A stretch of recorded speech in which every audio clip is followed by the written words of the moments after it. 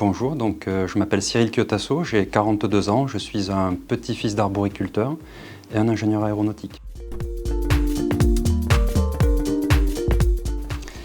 Le projet Baccuspray que nous avons développé dans le cadre de DIVA consiste à développer une solution de drone de traitement viticole.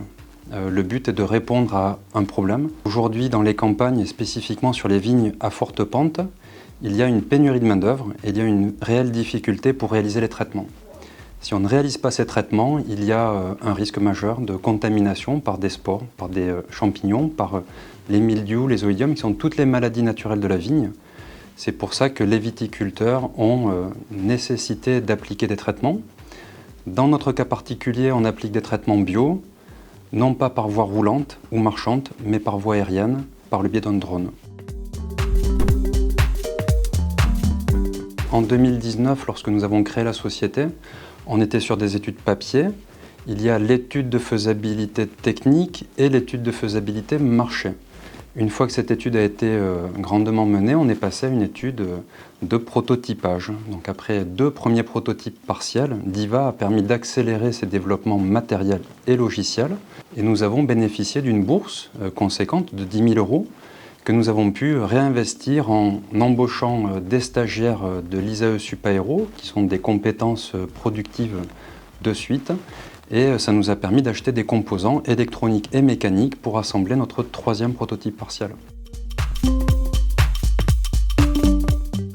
Nous en sommes à la réalisation du 4e prototype qui vole, qui a permis de déclencher notre chiffre d'affaires en fin 2020. Novembre 2020, nous avons eu notre première commande d'un viticulteur sur le Jurançonnais, qui a 2 hectares, qui nous a recommandé très récemment une 2e prestation, qui en veut 2 de plus pour le printemps 2021. Nous avons, parallèlement à ces activités de prestation à la vigne, mis en place un centre de formation, parce que les outils drone sont des engins techniques pour lesquels on n'improvise pas une mission. On a mis en place un centre de formation au brevet de télépilote, qui est agréé par la DGAC, reconnu par la Directe, et qui permet de se former pour devenir un prestataire de service à la vigne, mais aussi sur d'autres activités qui requièrent des drones. Alors, le projet Baccuspray en est à un point charnière.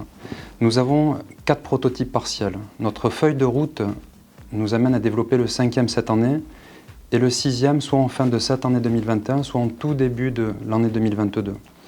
Il y a de multiples étapes techniques et ça suit son cours. En parallèle de ces développements technologiques, il y a l'activité commerciale qui est très importante. Le chiffre d'affaires a été amorcé en octobre-novembre 2020.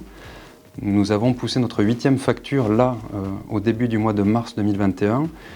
Et on va essayer d'accélérer calmement, avec beaucoup de contrôle, pour éviter toute sortie de route qui serait très dommageable.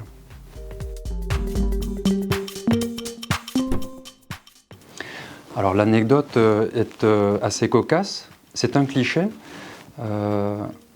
Il s'avère que fin 2018, pour moi, tout allait bien. J'étais un ingénieur aéronautique avec un travail stable, un environnement assez connu depuis 20 ans. Et j'ai un cousin viticulteur, René, qui, à l'occasion d'un mariage, où nous étions en commun, était assez bouleversé. Il avait une année très difficile, il a été victime d'attaques de mildiou et sa production a été amputée. Face à cette difficulté technique et économique dans son activité professionnelle, dans son gagne-pain, il m'a sollicité, il m'a demandé s'il y avait une possibilité de contribuer à la cause paysanne viticole et de développer du matériel drone made in France pour le secteur viticole.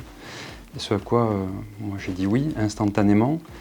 Derrière ça, il y a eu pas mal de nuits mouvementées, il y a eu des croquis. Aujourd'hui, nous avons déposé un brevet technologique.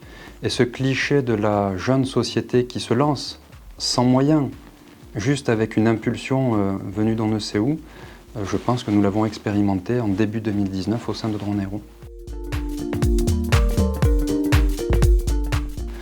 Si je retenais 3 axes, il y a d'abord une grande écoute. DIVA a été un collège de personnes accessibles, simples, calmes. L'écoute qui a prévalu avant les discussions était bienveillante. Le 2e point très important est qu'il y a un axe d'inclusion. DIVA nous a ouvert les portes et nous a mis en relation avec un monde d'experts viticoles, je les ai nommés, c'est l'IFV, l'INRA et Montpellier, mais pas que.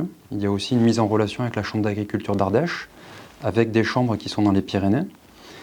Et au-delà de cette inclusion, il y a eu une véritable accélération parce que DIVA, c'est une tape dans le dos, c'est une bourse, c'est de l'argent, ce sont des spécialistes, c'est un projet, il y a de la communication, et il y a une réelle dynamique qui s'est mise en place pendant toute l'année 2020. Et au-delà du Covid, au-delà du confinement, au-delà des difficultés techniques et matérielles auxquelles nous avons été confrontés, DIVA a toujours été présent et nous a poussés pour sortir le maximum de ce qu'on pouvait.